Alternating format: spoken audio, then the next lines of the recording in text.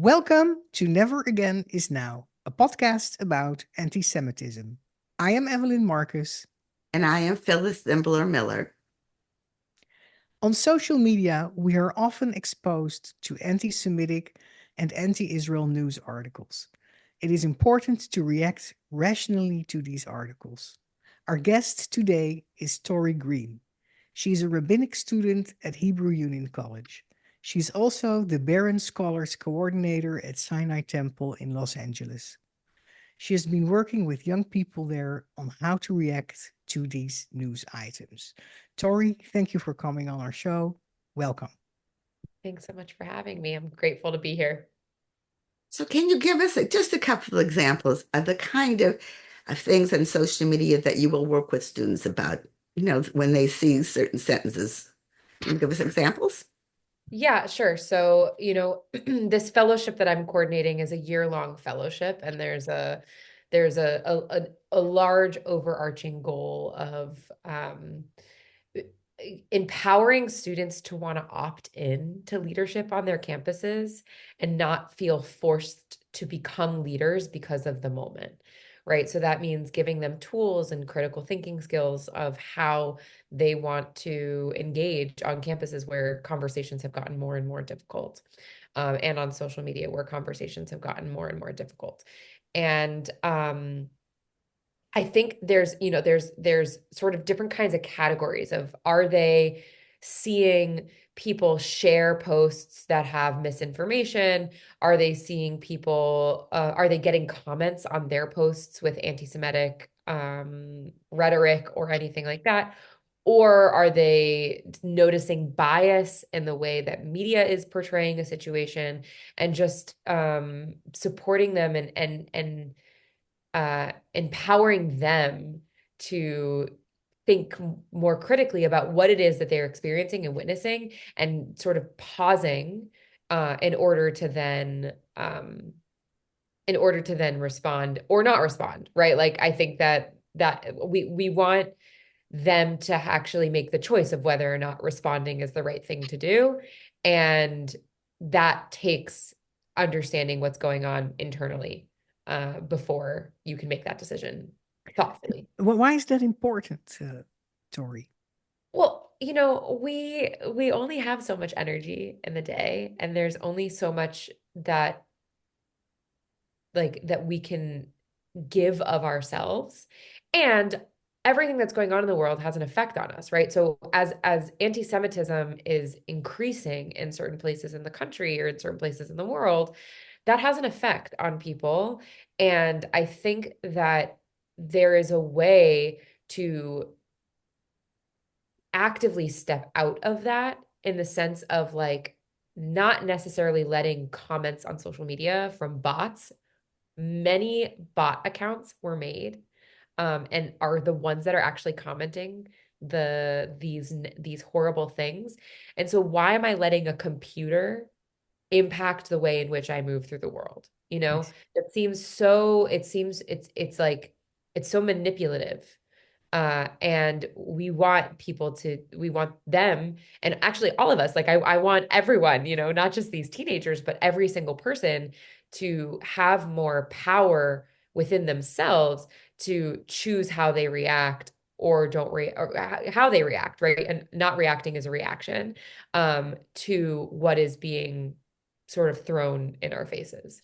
So the purpose is for people to make, and young people to make, a deliberate choice to react or not to react Right. Right. to an anti Semitic or anti Israel post. Exactly. Because Okay. there are times, like, for example, um, I make content on social media as well. And there are times where somebody will comment something that is just like, I don't know. It's just derogatory. It's not kind, whatever. And so there's no reason for me to respond to that, right? It's just a derogatory comment.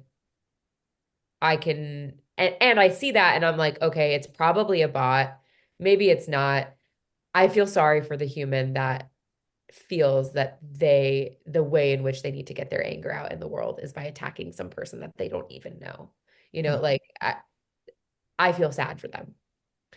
And then there might be somebody that I post something and somebody comments something that has more, has misinformation, has a biased perspective. And maybe then I will use my response as a way to educate other people that I know are going to be engaging with the post, right? So not every interaction is actually to convince the person that I'm speaking to. Sometimes the interaction is for the sake of other people reading it. Okay. So, what is the first step when you discuss these news items with your students? Yeah, so we did an activity a few weeks ago where I printed out 20, like 25 different headlines from 25 different news sources, or not 25, maybe like 12 different news sources, all articles that had to do with the war in Israel. And different, we're talking about the range of the spectrum of news articles and outlets, because this is what all of us are being exposed to, right? Like, I am not of the belief that we can shelter people from seeing the news sources that are Qatari funded, um that are supporting propaganda against Israel. We're seeing it. So now we need to know what we need to be able to think critically and figure out what to do with it. So what we did in this program was the first thing that I had them do was go through and read these articles and use emojis or read the headlines, just the headlines, and use emoji stickers to react to the different headlines. And then following their initial reactions, right? So there was a smiley face, there was an angry face, and there was sort of a neutral face in the middle, which also, like, so much of what we're doing today on social media is reacting with emojis. So it felt like an accurate way to activate the ways in which these teenagers are interacting with these sources. Then I gave them a list from an organization called M Squared about with values. And that values list, I had them look at it and said, go back to something that ignited a strong reaction and try and attach it to a value. So, for example, if somebody reacted strongly to an article title that maybe misworded some, right? So instead of saying that, they say so and so was found dead as opposed to murdered, or whatever, like the correct way, the more accurate way of describing the situation, um that might have been connected to the value of trustworthiness or of authenticity, and that they had a strong reaction because of that. So let me just make sure I understand. So they see a headline that kind of has downplayed the murder of an Israeli. And the reaction after they get past being furious at it, and I'm making up this story, is how can I trust that media source when that source downplays the reality? I like, it's not even quite there yet, right? Like, actually, we paused on the I'm furious at it. Oh, I want to know why. okay. What is the reason that you are angry at this source, or what is being said? Let's attach that to a value, right? And that value perhaps is authenticity or trustworthiness or something like that. And I don't think, like, I'm not a person of cancel culture, of, totally just removing things. I'm somebody that believes that in order to make change, we must sit at the table. And so I I don't know if there's any news source that's trustworthy, actually, be trustworthy, right? And so, Unfortunately, and I'm a former print journalist in the days when we reported the facts, but unfortunately, I agree with you now. right. And so it's not to say that, like, I read this article from XYZ source, and so now because I've reacted negatively to this headline, I'm no longer going to engage with XYZ news source. Actually, what I wanted them to walk away with is, oh, I should be thinking critically about every single news source that I read, right? Like, I should be thinking critically about not just mindlessly scrolling and hearting or getting angry with or whatever of these, of the posts in which I'm interacting. let me pause and be more intentional and think about what is the consequence of what's happening here. So And okay. you want them to what do you mean by think critically? Is that answer the question, why am I angry about this news headline? Right. Right, that's sort of the first level, right? Why am I angry? And then once they can parse the reason that they're angry, that will then inspire a very different response than I'm just angry, right? So if I see an article where something is downplayed and I am triggered by it because I'm like, wait a second, that's not what happened. Then perhaps in my response to somebody, if I choose to respond to somebody, I might, instead of saying, what the heck, this is wrong, how dare you share this post? That did nothing. There was no education that happened in that reaction in any way, shape, or form. So if I pause and I think about it and I say to somebody, hey, I see you shared this post. And look, I know we're both people that really value the importance of trustworthiness or authenticity. And I just want to share from my perspective, this seems like it's not accurately capturing or it's downplaying what actually happened. And I always, when I'm in dialogue, like to ask, end with a question, right? Like, what do you think about that? Right. So it seems like your approach teaches readers of social media headlines to get to change the level of from to change the conversation from the level of mudslinging to the level of exchange of facts. Is that correct? And not only just facts, like exchange of experience and exchange of narrative and exchange Mhm. of perspective, right? Like not and I don't actually know how much in this conversation, how much facts really move the needle towards understanding. Mhm. Um, it require like, and also I think that if the idea is that we can only speak when we have the facts, that then means that you need to be constantly checking up, like especially in wartime, things change every single day, right? And so there's nobody who is up to date with all of the exact facts in the moment. But if we can articulate our values and why we think some way and why this is important to us based on an experience. So like these teens have been learning about Israel their entire life. They probably have more institutional knowledge or more embodied experience or like I think every single one of my teens in this fellowship have been to Israel, maybe not except for two. They have something way more to say than someone who's just read a book or someone who's just scrolled on social media over the last year and has developed an opinion because of three people that they follow, right? So it's kind of like empowering them to be able to use their internal wisdom, their the embodied understanding of like what's going on in the situation and how to communicate that effectively. When you ask the teens how they feel, is there pushback? Do teens not want to share how they feel? Or I just think it's interesting. I think it depends. I will say that like this is our first cohort, and so it's very much an experiment, and it's really exciting to me to be able to experiment in this kind of way.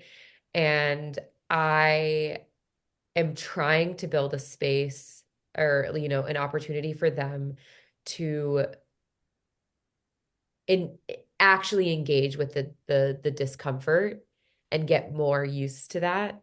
And so I have also told them like if you disagree with me, disagree with me.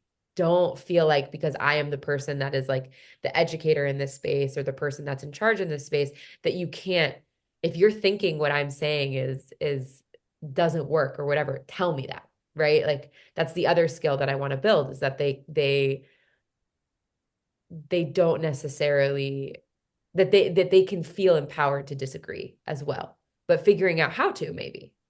Um, and by when I say how to, I mean what is the most effective way to disagree that's going to get you closer to your goal, as opposed to not get you what you want. We had a session with Jonah Platt, our last session, and he was talking about his podcast, and one of the teens asked a question about her sister is in a class where every day at the end of this history class they play the BBC, and they're only playing the BBC. And all of the headlines are very biased against Israel. And she was like, I don't know what to do. What do you think I should do? And he so brilliantly offered that, find an ally, right? Find a teacher or somebody who's in charge that she can go to and talk to. And then find a way to get to the administration, and don't say, I am watching this news makes me upset, right? Because that's not gonna get you where you want. Present the I am concerned about the fact that, or about the biased nature of only playing a singular news source. If you want to play the news source, fine. I get that it might be upsetting for me, but I at least want there to then be other sources so that people can walk away and make their own decision themselves, as opposed to being fed a singular narrative, which is what the BBC would be doing, right? And so also talking about like saying something like, I'm upset and I'm triggered because you're making me upset, is not really going to get you the change that you want. Let's talk about like what is unfair. What's unfair is that this is bias, and And you're not. Yeah, go ahead. and what if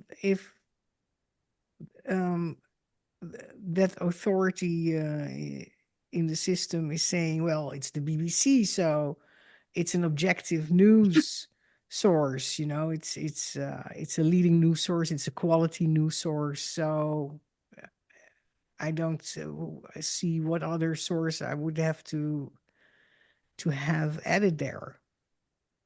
Yeah, I mean, I think that if somebody, look, the way I would coach my teen, if that was the response that they came back to me and they were like, "Oh, well, we can't." They said that, why do they need diversity? I would like ask the teacher, "Do you really think that this news source doesn't have its own bias?" And and maybe I wouldn't say it in that way because that's a leading question, right? Like that supposes that they need to answer yes, but I would be like, "Can you tell me like what other news sources are you consuming from your perspective? Our news source is biased."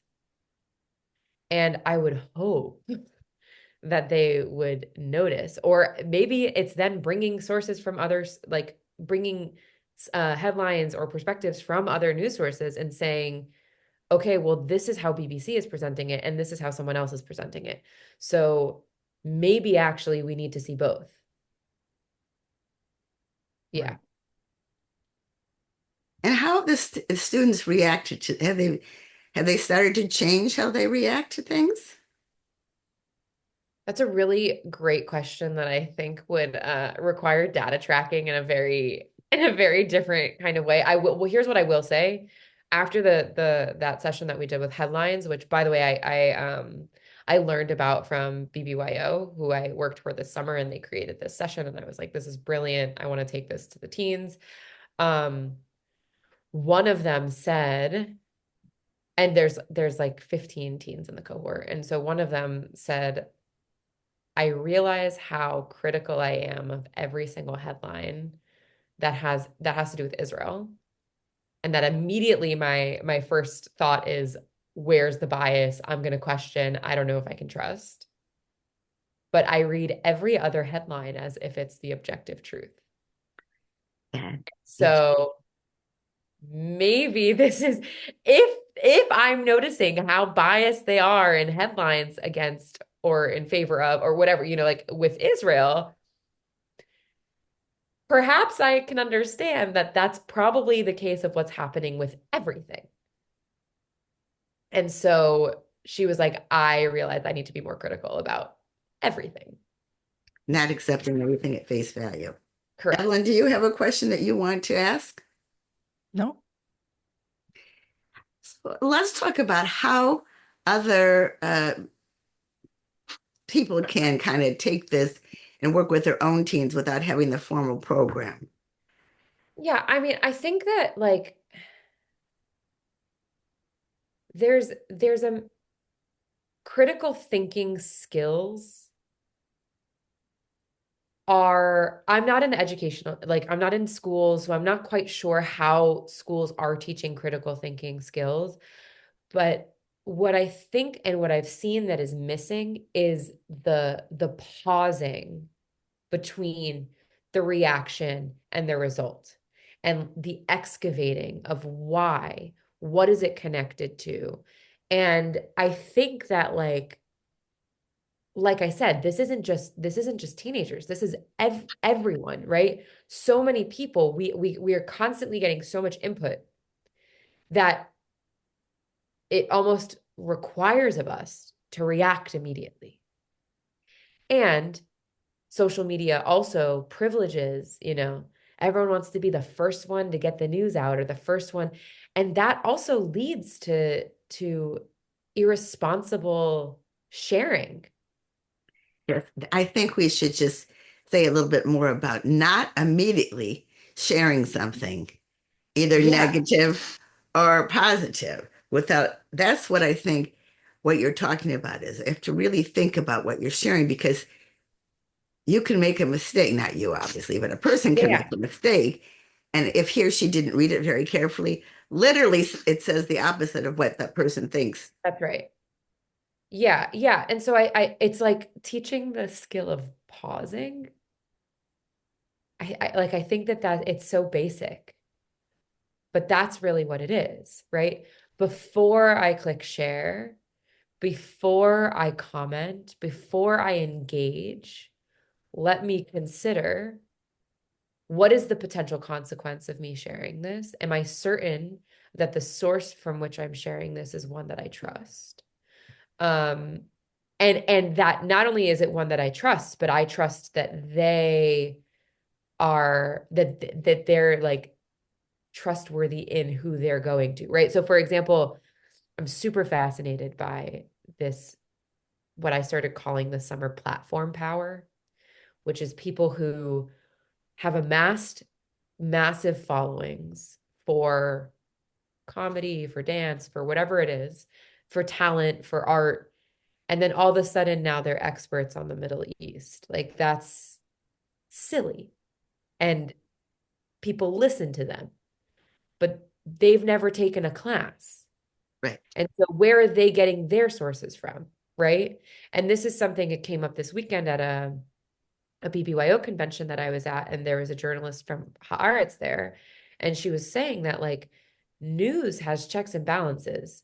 Social media does not have checks and balances. There is nothing that prevents or stops somebody from saying actually what you're talking about is not true. And I think Twitter, formerly whatever X formerly known as Twitter, now has a way in which they're trying to correct. I'm not on X, but that's a lot, to carry with every single post is like, oh, I there's just no want balances. Yeah. I just want to say that it's a little deeper. I've been reading the Yeah. Wall Street Journal ever since I was a journalism undergraduate student. And what's fascinating recently is that the editorial pages of the Wall Street Journal are much more positive towards Israel than the news articles. Oh, And interesting. it's such a fascinating dichotomy. Yeah. So again, even if you trust the source, whatever, then you have to realize it's who makes, I mean, I still remember what went on the front page was a daily meeting, etc. So what goes on the front page, what goes anywhere else besides the editorial pages really affects what we all think. Yes. So it doesn't even stop at trusting the Right. the, Right. the Right. And media. it's also right, like We want to get even deeper. We know that these news people are trying to make money. And so the motivation to make money is also sort of at a source of it, right? And I've had conversations with people about the way in which they word something. And when I'm like, I think that that way that you're wording that is contributing to is not it's contributing to more division, it's contributing to whatever it is. And they're like, it's better for SEO. SEO means search engine optimization, people. It means that the certain words will get picked up and put your post higher. So whether you're telling the truth or not, uh, certain words that you use will get your post seen higher. Yeah. So yes, there's Tori, this is what I run into. Um, I I get um I read posts or somebody sends me something, shares something with me, somebody I know, um, and it infuriates me. And I pause because I don't have the time to, I really have to think about how to reply, and I don't have the time to do that now. So I pause, I do something else, and then it just passes Mm, because, something else happens. sure. Something else is sent to me, something else happens in the news, and it just passes. That's what often happens to me when I pause, that the moment just passes. Another thing that happens to me is that if I pause and I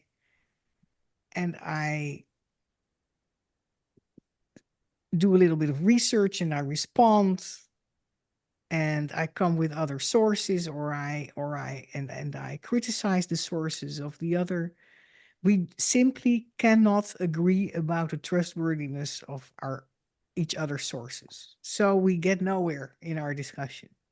Right. No, That's why I said facts are I not don't trust the other's newspaper, for instance, and the other doesn't trust mine. right. And that's it.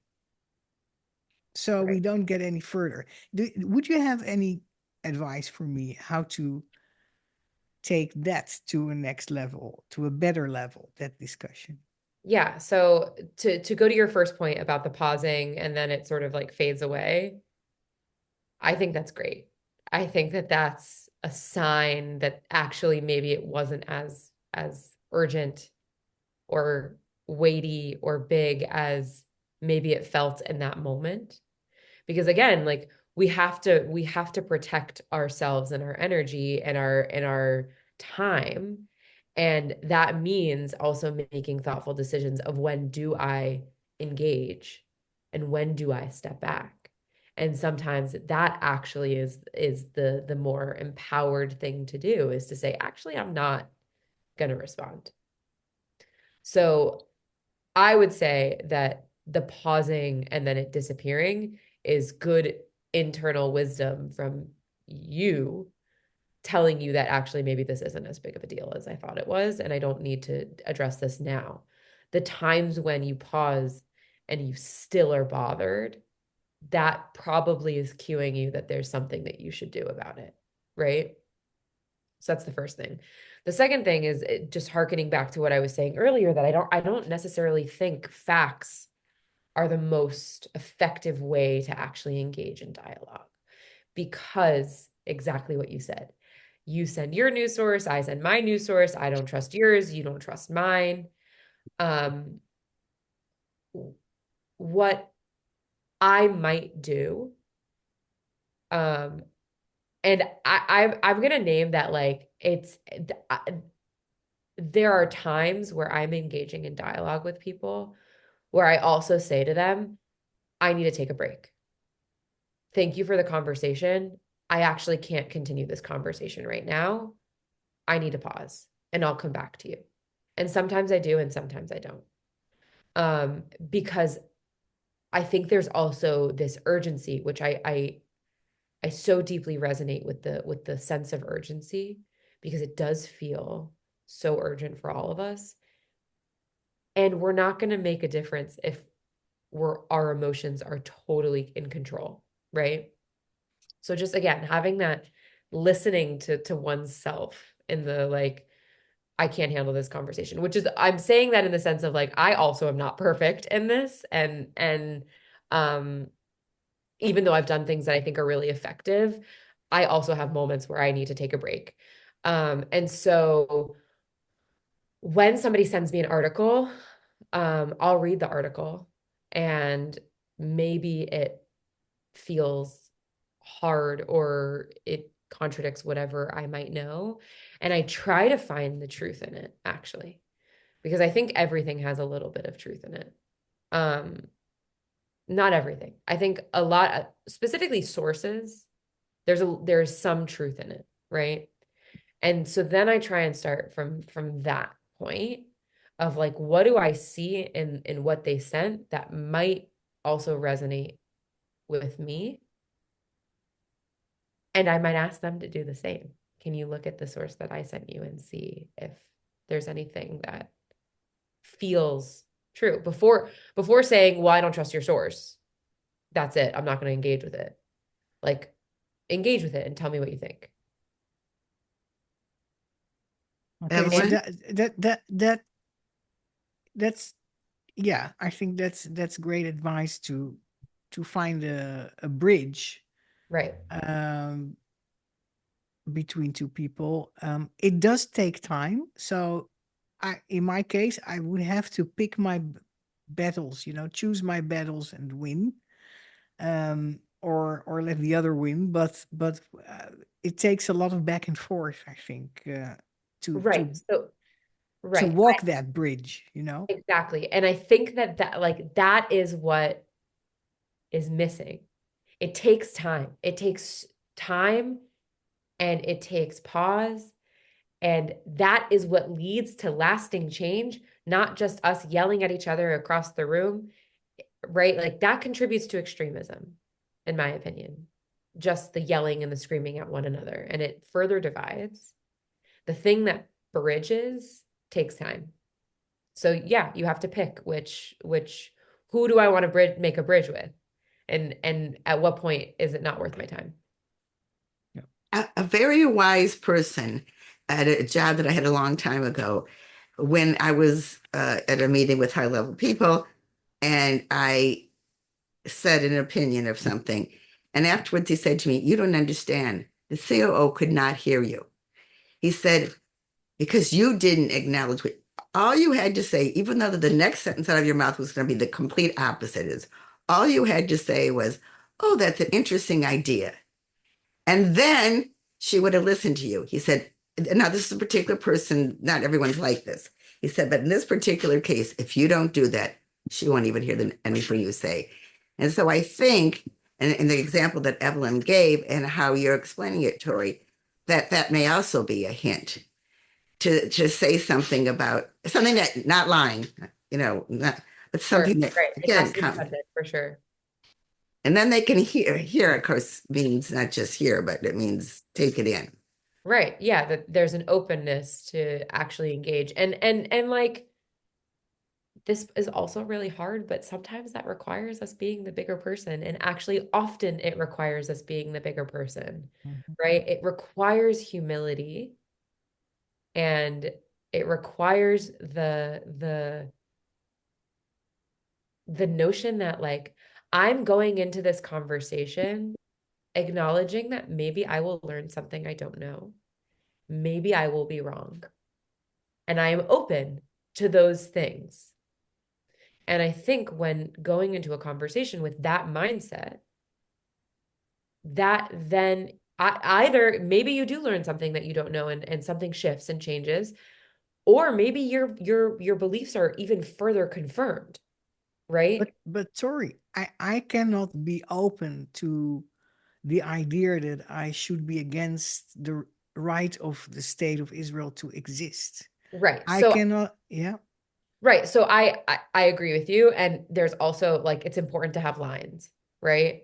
And that might be something in conversation with somebody that I would say, look, that's not that's a line for me.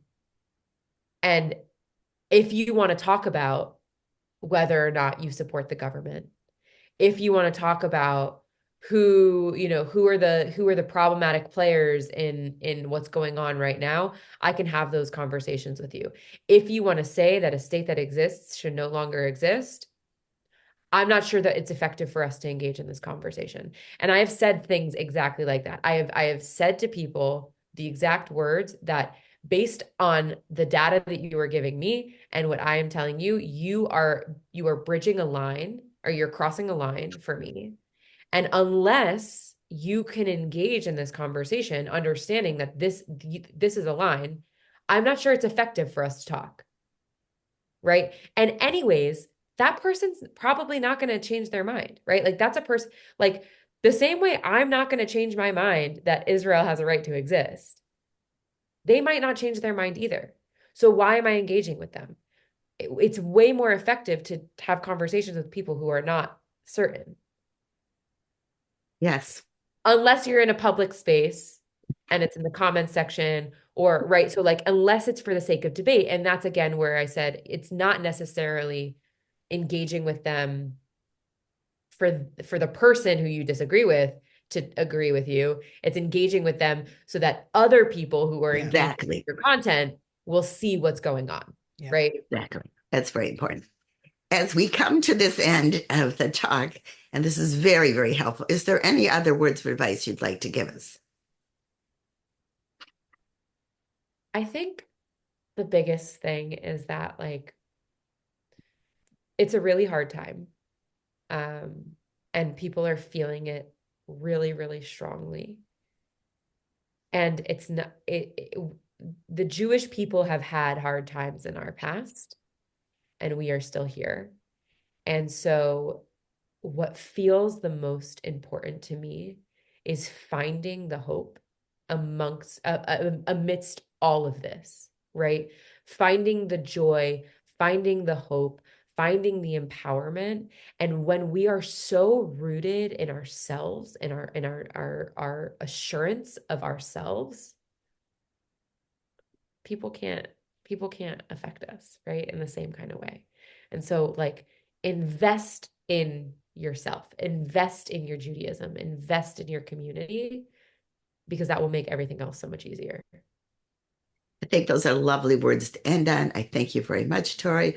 I thank our guests our listeners for listening to our guests. Evelyn and I have more information about ourselves at Never Again Is Now podcast on YouTube, Spotify, Apple Podcasts.